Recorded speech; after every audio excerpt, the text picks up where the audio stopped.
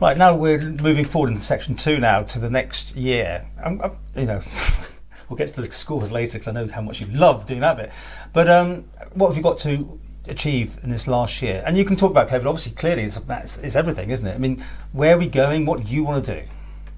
Well, I mean, clearly the key criteria for me now is to make sure that the public finances are in the right position come February when I deliver the budget. And you know there's going to be a huge number of pressures that determine what the right position is and what I lay out in terms of how we go forward into 2021 and 2022. You know, because COVID has caused us a number of pressures. You know, effectively the direct cost of the support schemes and the indirect support schemes that we've been delivering is probably at the moment running towards the £100 million mark, and I expect it to be there by the time we get to the end of this year.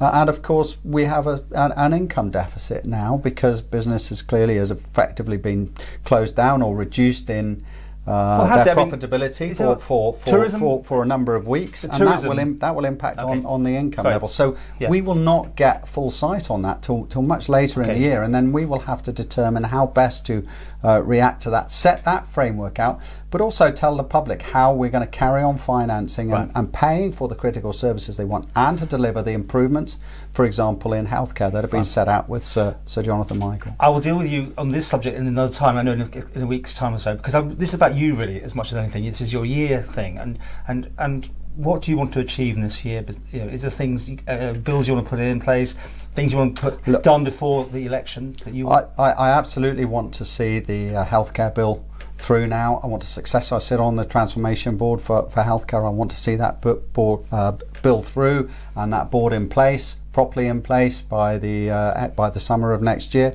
And I want to see this progress on the climate change in terms of setting out how the island's going to push forward in terms of meeting the adaptations that are required and what the targets are going to be around climate change transformation. So I also sit on the transformation board there, so that's going to be a priority for me, and the budget. So I've got really 3 critical priorities, as well as 1 or 2 constituency issues that I would also like to see achieved, including the improvement of road layout in Kirkmichael, and I'd also like to understand more how we can progress on some of the coastal erosion issues that are impacting on Kirkmichael. Good one though, because I mean that's a massive thing locally for you. There you go, constituency item that would cost billions, if not zillions of pounds to be able to shore up the whole coastline. Impossible, right? It must be. That's a juggling act, surely, for you, and being with the Treasury hat on as well. Yeah, well, sometimes some of these issues do slightly conflict when you're in your position. Ultimately, actually, this matter, as you know, has been looked at. We had this matter looked at with JBA in terms of their flooding reports that came through in 2015, 2016. You know, it's definitely been raised as a priority. It needs addressing. We recognise that. We have to take action for that, and that is in process at the moment. So actually, the recommendations around that will come through as probably as part of climate change. But you can't save the whole coastline, can you? I mean, it's impossible to do. You can't save the whole coastline, no, but you can definitely protect. Well, you've got to protect. You've got to protect make the decision to protect the residential parts of the coastline around Kirkmichael specifically. And you know, I've been campaigning on that since 2011, and I would very much like to see that formulated as part of government's reaction and future action plan for climate change. Of course, climate change, wind turbines, things like this, nothing's happened yet. So you're disappointed that we've been slow on that? And I mean, there's talk about the PV now and big solar panel thing, but I think the important thing in all this is that you get your planning right, and you don't start jumping around just doing job lots here and there because they seem to fit into an agenda. The point of the Climate Change Transformation Board, I think, is to deliver an action plan that is understandable, delivers on climate change targets, takes the economy forward, but also takes the island brings the island together on this journey, and we have to go on it. It is part of our international commitments, and I'm confident that government will set out the targets, the right targets, and the accompanying plan that are necessary for the island to become part of this future green digital and safe island that we've talked about, but broadly from an international perspective, play its role and be seen to play its role in fighting and tackling climate change. Positive outlook for the future. You see the books. Should we be in a fairly good place? I mean, certainly at the moment we are with the UK and, with everything going on there. But, I mean, are people coming over here wanting to live? Is the e-gaming sector doing everything we hear it is? Although, we've got the issues with Brexit and all that still hanging over us. I've always had strong belief in the island and the core infrastructure in the island, the core businesses.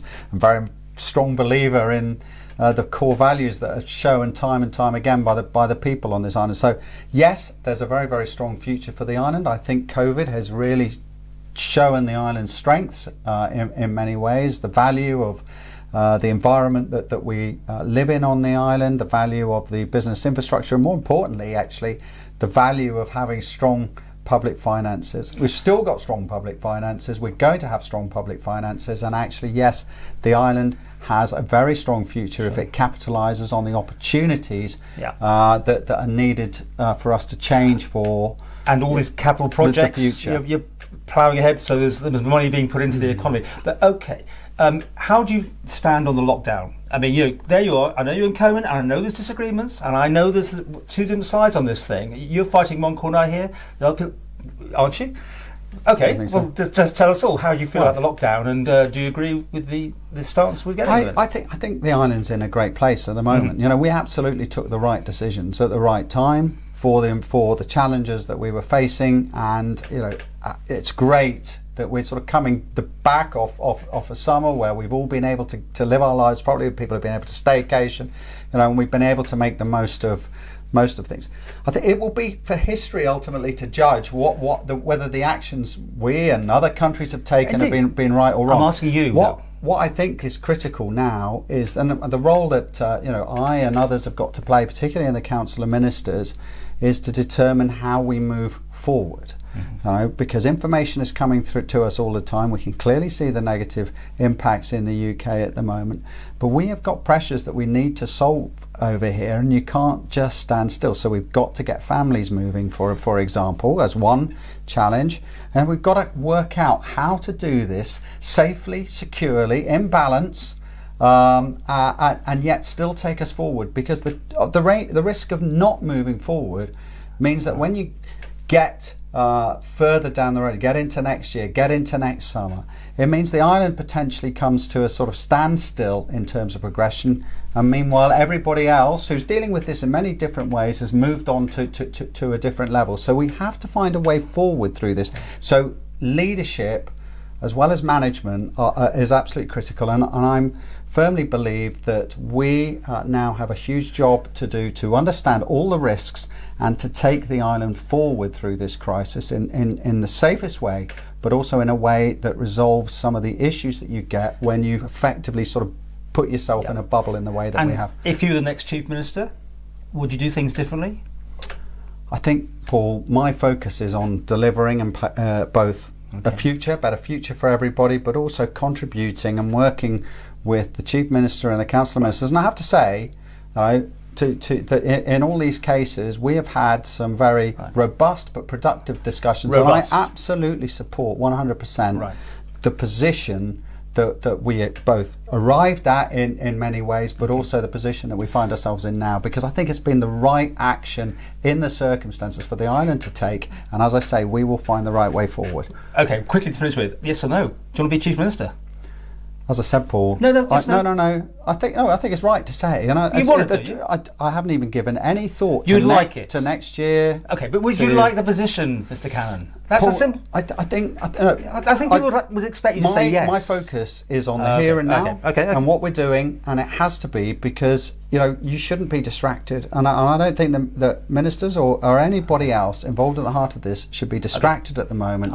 We will talk about that next year, once we've got past budgets and we know what direction we are. Very end, out 10, how do you do? last year yourself, out of 10. Again, Paul, you know, I've had this chat I know, 4 times I'm not going to waste too now, much time. and I time with these interviews. don't. You're not going to give me an answer. I don't give that sort of, because No, I think okay. that's a matter for I'm the not public. going to argue this time. We're running out of time. For the government, I just have to ask you, so you can say you're not going to answer me. Well, I told you, I don't. I think Neither. that You won't vote. You won't tell yourself or the government a number. Well, I don't think it's right. I don't think it's right to do so. Listen, I mean, people will make that judgment. We know where we're at. Fine. We've got a lot to do. Are you sleeping soundly? Should we all be okay? I mean, you know, you're the one that would be having the sleepless nights. Of course, we should be feeling secure in our environment. Look, we've got strong public finances.